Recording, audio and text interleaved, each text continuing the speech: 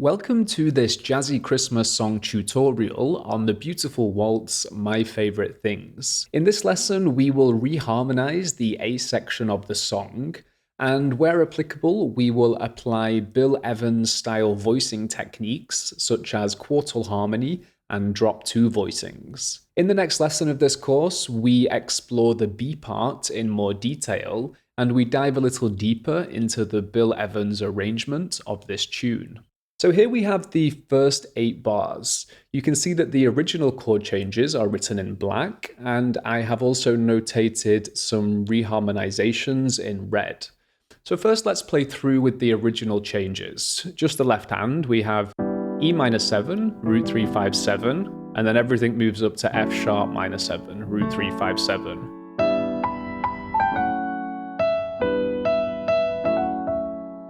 Then moving on to the second line, in the original changes, we just have 4 bars of C major. And that can sound a little bit repetitive, and so I'm going to show you some more interesting options here. Let's jump back to the first line because there's one thing that I like to do here. It's not that the original changes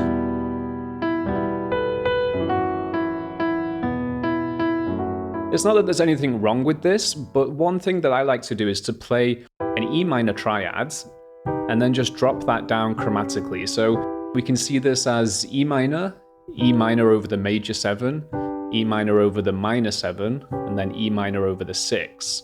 One of the reasons this works well is it takes us very nicely to C major 7. So let's see how this sounds with the melody.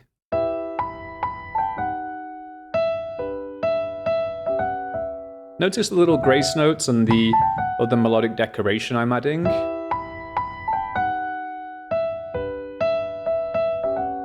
It adds a little bit more character to the melody line, which is somewhat repetitive. So then moving on, we have, again, C major.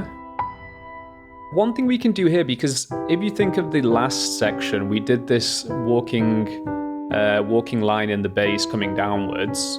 We could actually keep that moving. So we get to C major, we could go to some kind of C major over B, then to an A minor, here an A minor triad, but voiced like this. We could also play the 9 there instead, and then down to a G major 7. So that's just using one hand. I'll show you how to play these with 2 hands. One of the reasons I like to do this is now we have this descending line, which comes all the way down from E minor down to G major, which is the relative major. So with the melody.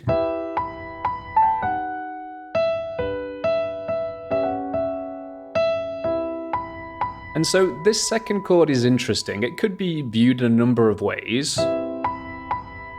So what I'm really thinking here is a C major, like a C major, but with a B in the bass. But I notice that the melody is the sharp 11 of C. And so I'm going to play this voicing. This is quite characteristic of Bill Evans' playing. He would often play clusters of notes to create these interesting textures. And in this case, it works really well. So we have a C major 7. So I'm looking at this as a C major 7 over B with the sharp 11. And then down to an A minor, we could play just like this, or root 5 root. So this is really a minor triad, but there's no minor third in there, and instead we have the 9 in the melody. So I'm calling it an A minor add 9. So we have, and then to G major 7, which as I mentioned is the relative major of E minor. So that's the first section. Let me play through.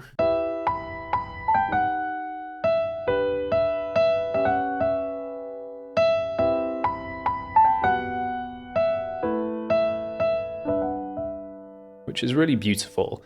Let's now look at the next section, or the next 8 bars. So now we have some more standard jazz harmony. If we look at the black chord changes, we have an A minor 7 to a D7 to a G major 7. So that's a 2-5-1 in G major.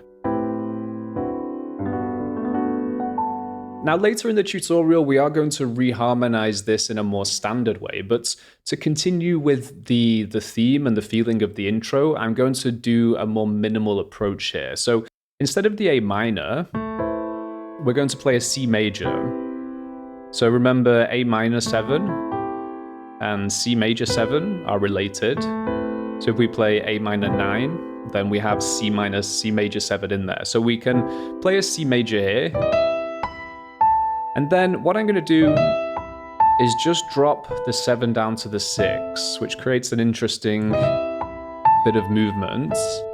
And now I'm still thinking of moving to G major. So the 5 chord of G major would be a D7, but I'm going to play a D6. So this is for the second note in bar 10. And then I'm going to play the tritone substitute, which is A flat. So there's A flat 7. But this is the melody, and this is the sharp 11. I'm also going to play the 13 and the 9. So for me, that creates a very interesting cadence into G major. There's grace notes at the start as well.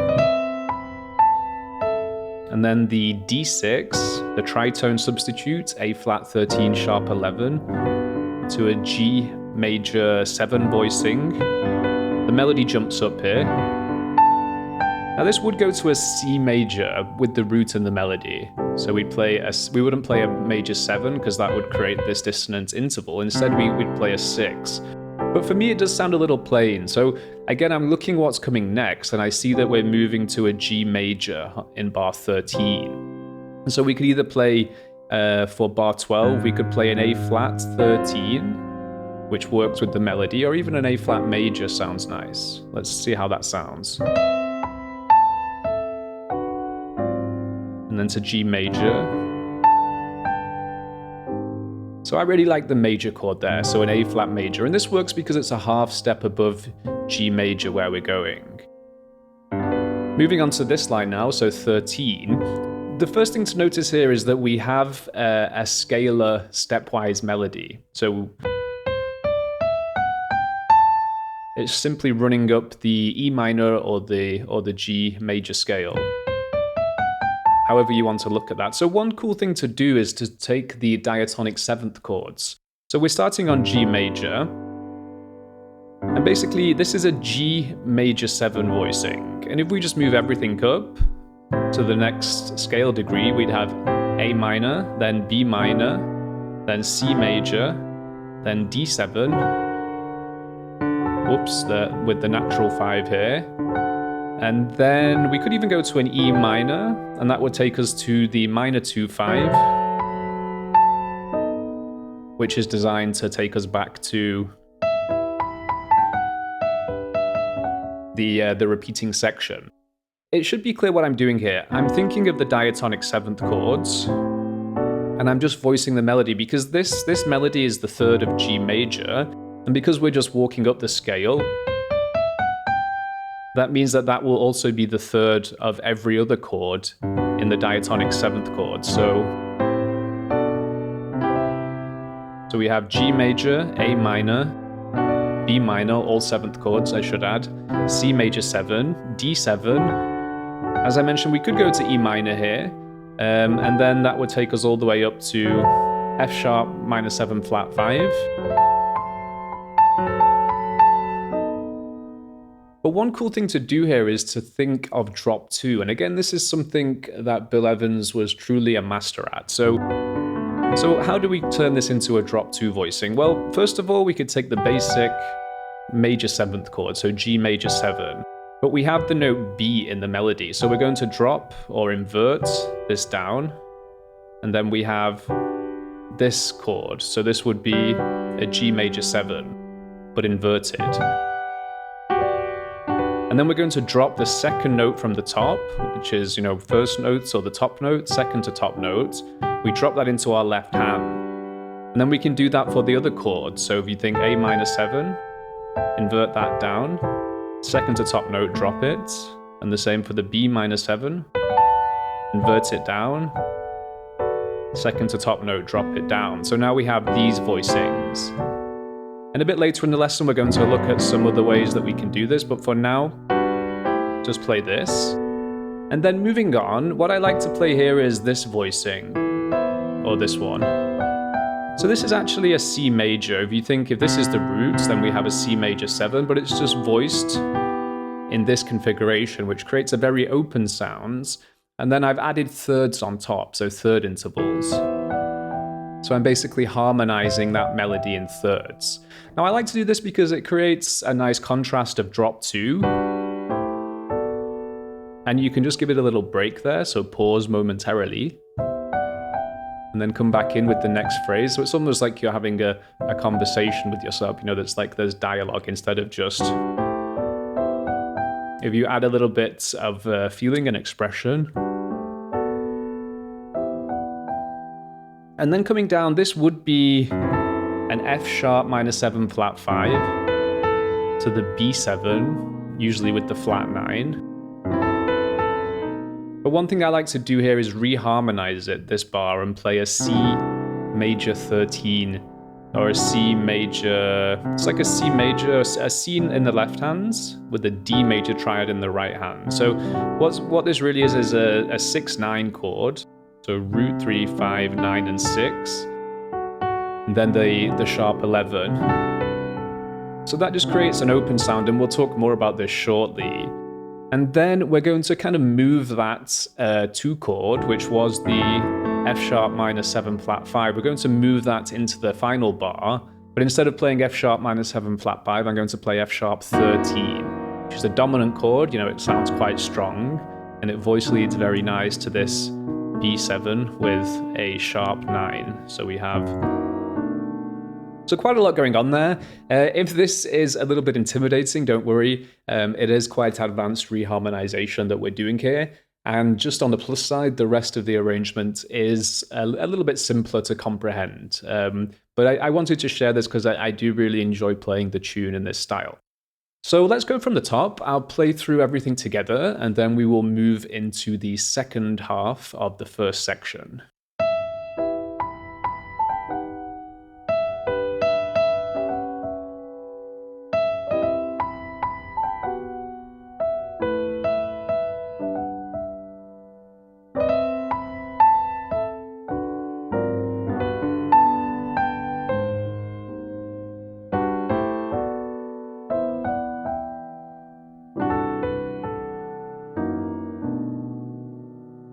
So that takes us up to bar 17. And one thing to notice now is that this section is identical to the first 8 bars in terms of the melody and the harmony. So we could play the same thing again. But what I like to do is change the registers of the piano. We could simply move this idea down here, which is nice. Another cool thing that you can do with this E minor 7 to F sharp minor 7 repeating section. Now I'm going to play an E minor triad, but voiced like this. So here's an E minor triad, and now I'm playing, well, here's an E minor triad, and now I'm playing the third up here. So this just creates a stronger foundation. And now I'm going to move the 5 up to the sharp 5, to the 6, and to the 7. Now that is a bit of a stretch, so if your hands won't reach that, remember you can always play this version. We don't need big hands to play jazz piano, it certainly does help, but always remember that if you can't reach something, it's always possible to rearrange the notes into a smaller register. But just to show you the variation, and then you have both options to choose between, now I'm going to play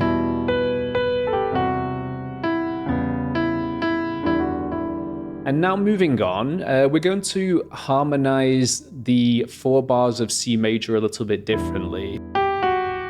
So starting off with the 10th here in the left hand, but you can just play root on 5 if you have smaller hands. And what I'm going to do here is go to, again, it's that voicing we played just a few minutes ago. So this C6-9 sharp 11. This is still a C major chord, but with the sharp 11. And so, although it's still a C major chord, it sounds like we've changed the tonality because this sharp 11 has a very interesting sound. So, to go from bar 21, we'd have,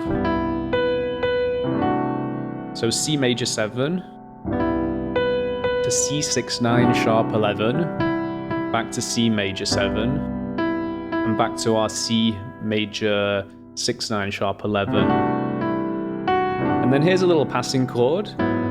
I'm looking at this really as an A flat 7, but no major third, and the sharp 9 and the sharp 5. And that's going to take us nicely into A minor. here voiced with the 9 and the 3rd, you know, creating this little cluster, which is nice. So let's just go through that.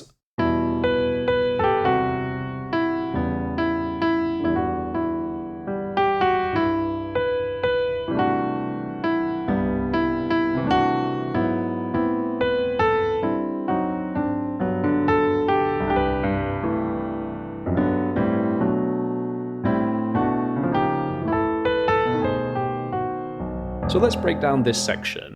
After we play the passing chord, so the A7, sharp 9, sharp 5, you could also look at this as an E triad over a G sharp, but for me I prefer to see the dominant function. So any dominant chord can approach a chord either a half step below or a half step above. In this case, it's chromatically approaching the A minor from a half step below.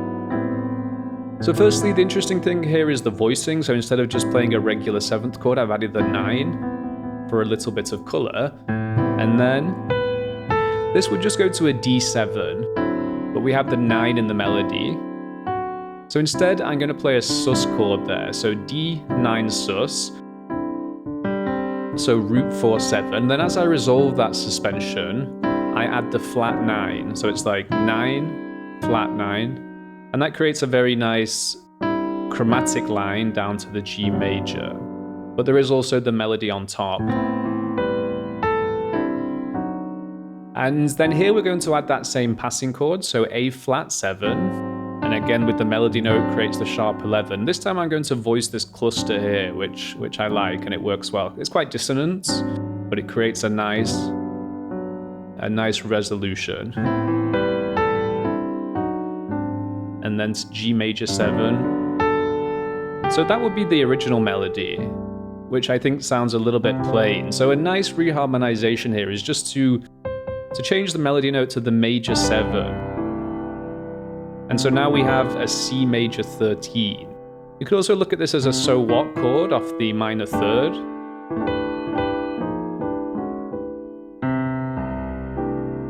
For me, that creates a very open, airy sound. These kind of quartal voicings, very characteristic of Bill Evans' style. And in fact, that's what we're going to do for the last line here. So just to recap, A minor 9, D9 sus, D7 flat 9, A flat 7 sharp 11, the tritone, which takes us into G major 7. And then I'm playing root 5 and then coming up to hit this. So it's just a really nice quartal voicing. I recommend to take this around all 12 keys. And then moving on to the last line, if you remember in the last section we played these drop 2 voicings. And so now we're going to play the same voicings to start, but we're going to move them down. And another thing I like to do is to play, just to kind of roll into that. You can do it on all of them, but then it can sound a bit overkill. So for me, just the first one, the G major 7, roll up into the bass notes, A minor 7, B minor. We're now going to use more quartal voicings, and more specifically the so what voicing. So what I'm doing here, I'm just thinking, well, what is in the melody? We have these 2 notes, so I'm just thinking, well, you know, what so what voicing can I add under there?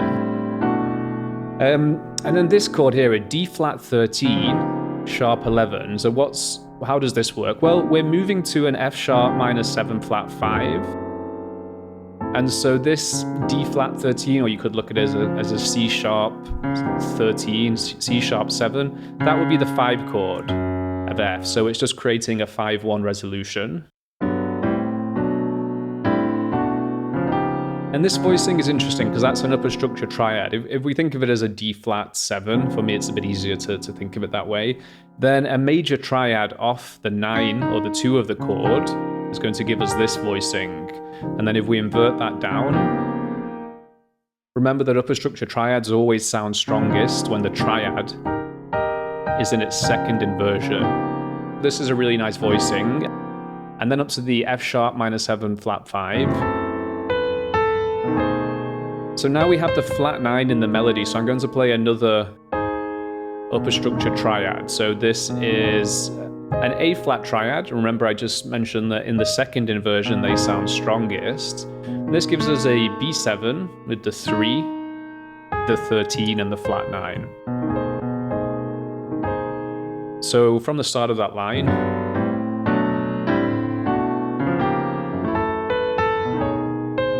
and one thing that I like to do here is then to take that note and drop it down. So we have 13 to the flat 13 to the 5. So